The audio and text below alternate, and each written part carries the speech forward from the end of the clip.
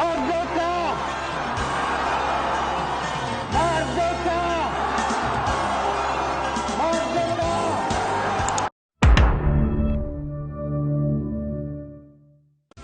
Salam sejahtera, nama saya Linolin. Hari ini saya dan rekan-rekan ingin menerangkan mengenai perkembangan idea dan usaha pembentukan Malaysia. Idea pembentukan Malaysia dikemukakan pada akhir abad ke-19 yang melibatkan pihak British dan penduduk tempatan. Bagi idea pihak British, pada tahun 1887, cadangan terawal dikemukakan oleh Lord Brassey yang mencadangkan penggabungan Sarawak, Sabah, Negeri Melayu, dan negeri-negeri Selat. Hal ini supaya menjadi tanah jajahan yang besar kerana pegawai British melihat potensi ekonomi melalui penggabungan wilayah ini. Seterusnya, pada tahun 1951, Sir Malcolm Macdonald mencadangkan perbincangan dengan Datuk Onn Jaafar, yaitu pemimpin UMNO dan ahli Majlis Perundangan Persekutuan Berkaitan Usaha, menggabungkan Tanah Melayu, Singapura, dan wilayah Borneo.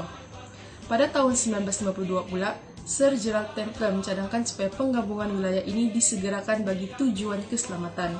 Akhir sekali, pada tahun 1960, Sir Geoffrey Tory mencadangkan supaya penyatuan Singapura dan Tanah Melayu dilakukan atas kepentingan ekonomi. Cadangan ini mendapat sokongan daripada pejabat kolonial. Sekian, terima kasih. Saya akan menerangkan berkaitan idea penduduk tempatan terhadap pendudukan Malaysia. Bermula pada tahun 1906, penglibatan majalah Al-Imam ialah untuk menggesa penyatuan raja dan orang Melayu dalam pendidikan. Hal ini bertujuan untuk pembangunan ekonomi Melayu. Beralih kepada tahun 1938 di mana tokoh nasionalis Tanah Melayu iaitu Ibrahim Haji Yaakob, Harun Aminur Rashid, Ahmad Bosramam Ishak Haji Muhammad ataupun Pak Sako dan Dr. Burhanuddin Al-Helmi telah mencetuskan idea untuk menggabungkan Tanah Melayu dengan Indonesia. Walau bagaimanapun, idea tersebut gagal untuk dilaksanakan kerana Presiden Soekarno mengisytiharkan kemerdekaan Indonesia pada tahun 1945 tanpa melibatkan Tanah Melayu. Seterusnya, pada Oktober 1955, Tunku Abdul Rahman memberikan ucapan di Persidangan Agung UMNO mencadangkan penyertaan Singapura, Sarawak, Sabah dan Brunei dalam Persekutuan Tanah Melayu. Kemudian pada tahun 1958, Datuk Mustafa Datuk Harun menjadi pemimpin Sabah dan menyatakan minat beliau untuk menggabungkan Sabah dan Persekutuan Tanah Melayu semasa pertemuan dengan Tunku Abdul Rahman Putra Al-Haj di Kuala Lumpur.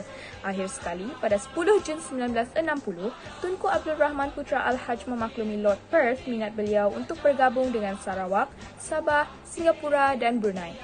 Setakat ini sahaja penerangan saya. Sekian, terima kasih. Seterusnya, rasional idea pembentukan Malaysia. Terdapat beberapa faktor pembentukan Malaysia, yaitu yang pertama, keselamatan.